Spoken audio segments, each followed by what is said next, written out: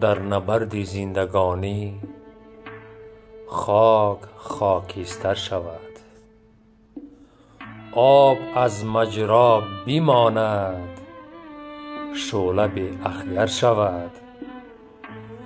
وای آن قومی که نادان را ستایش می کند، وای آن دانا غلامی یک دو سه تن خر شود.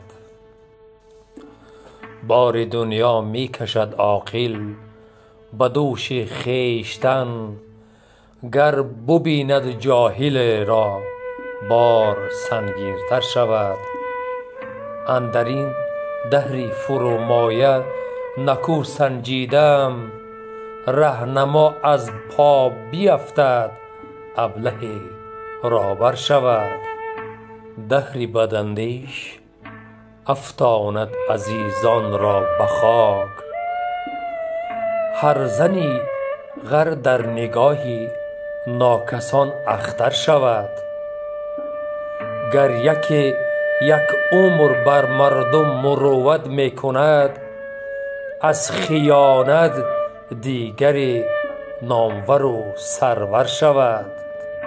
از خدا خواهم زرافشان کار این دنیای دون، از صداقت این وطن مشهور بحر و بر شود.